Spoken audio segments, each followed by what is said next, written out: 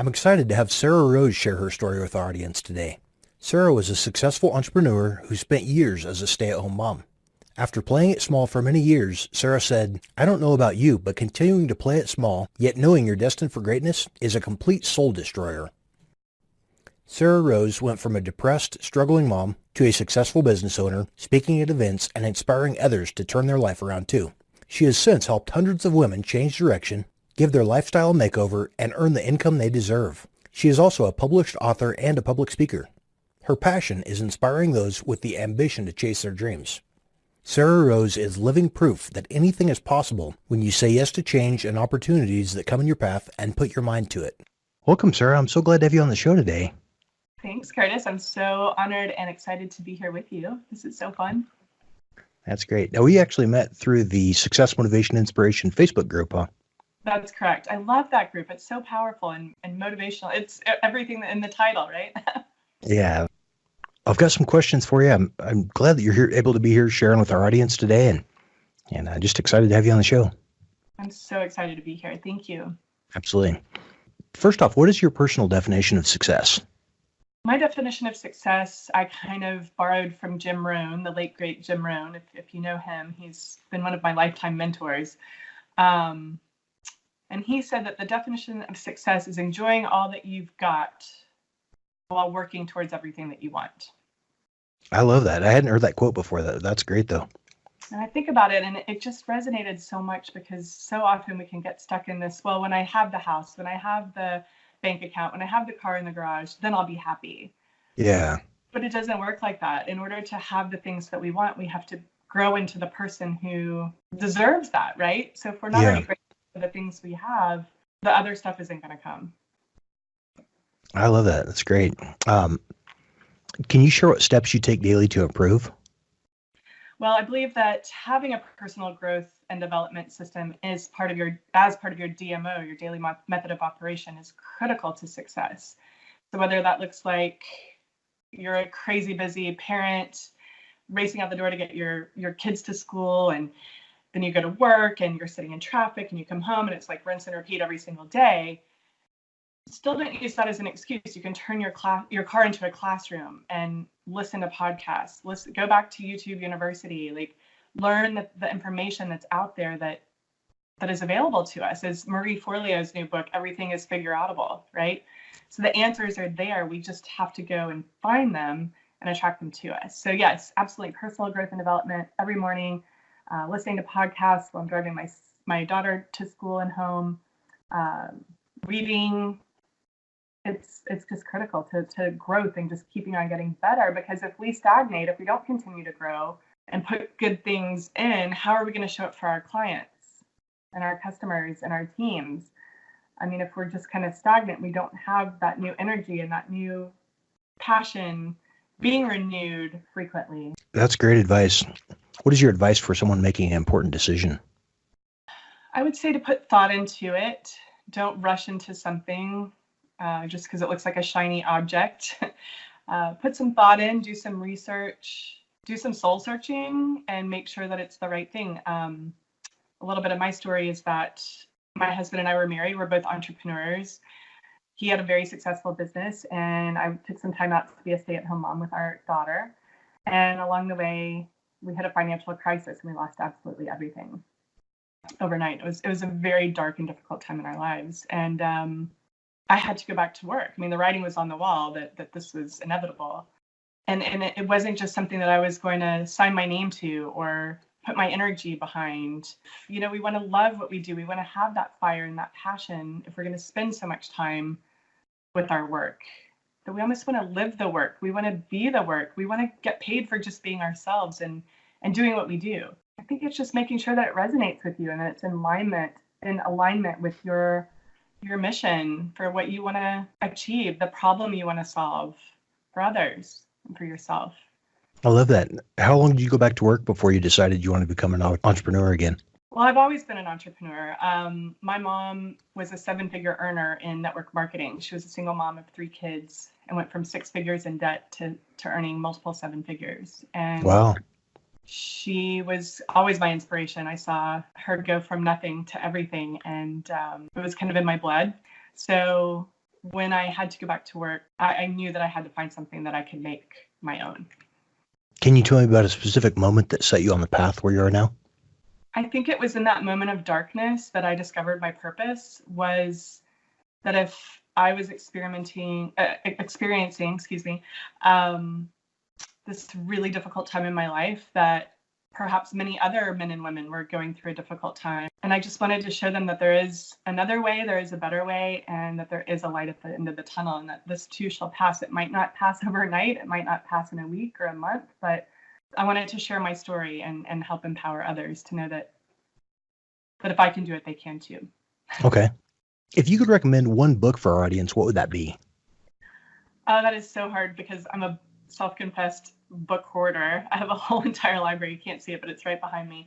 Right now, I'm pretty obsessed with the book You Are a Bad, but I do love Brené Brown as well. Okay. What character traits do you value the most? Ambition, integrity. I would say for me in business, there is no gray area. Either I'm all in or I'm not in. And so it kind of drives me crazy when I see people who are capable of so much more than they even realize using the word try, or I don't know, or I just can't seem to. It's like, if you're in, get in. Yeah. Do this. Let's figure it out. Let's find the strategies. Let's find the systems. And then let's not hoard that information. Let's go out and take some massive action on it. That's great advice too. I love the massive action advice. Yeah, I mean, we can learn so much and internalize so much, but if we're not actually doing anything with the information, it's kind of pointless, right? Absolutely. Also being coachable and willing to learn new ways of doing things, because if you've never been an entrepreneur before, or maybe even if you have, times have changed and things are different and there's new ways of doing things, it's kind of like getting on the train, getting with the modern times and learning the strategies that work. Okay. And how do you push through tough times? Well, tough times never last, but tough people do. And that's just part of my DNA, having grown up watching my mom. And I think, just on a side note, that our kids are watching us much closer than we realize. And when my daughter Sophia was born, she's 8 now, I promised her that I would make her life a masterpiece. And I never wanted to be that mom that said, I can't afford it, or we just can't do that right now. And there have been times when I've had to say that since the financial crisis. And I don't want to do that anymore. I want to give her the best life. And so if I'm not showing up consistently every day for myself and my clients and my team, what does that say for her? I don't want to look back on it all and be like, oh, I could have done so much better. And I think for our listeners, our viewers around the world, you've got to have a strong reason why. A reason that lights your soul on fire, that gets you out of bed every single morning, that says, I know I can do this. I'm capable of this. I'm just, by God, going to go out and figure it out. Okay, that's great. And what inspires you? Personal growth and development. I feel like when I get stuck and I don't know what to do next, or I feel down or anxious or questioning myself, which we all can do from time to time, I think, I just pick up a book. And I'm like, I need some inspiration here. I need someone who's gone before me to tell me that it's okay. I also feel like it's important to have a mentor. I have several mentors that I can reach out to. I have a support group, a network of other women in my industry that we can connect with each other. Jim Rohn also said, by the 5 books we read and by the books we read and the 5 people that we surround ourselves with, that's who we become. So I think it's also getting around people who empower you, who feed into your vision and your prosperity and abundance mentality, rather than like the victim mentality, misery loves company and let's all like drown each other in our sorrows. Like, get out of that and get around some people who are going to like give you the kick in the pants that you need. Get out in nature, work on your breath and your meditation, do some yoga poses, put on some music, scream, yell if you have to, but get back in the game. That's awesome. Okay. How do you manage and prioritize opportunities? Success breeds success. And so the more you're building your metaphorical bricks, your house brick by brick, more opportunities will come to you. And I think you just have to find the ones that resonate with you most. I think it's a fine line because you want to say yes to everything as an entrepreneur. You want to be open to opportunities.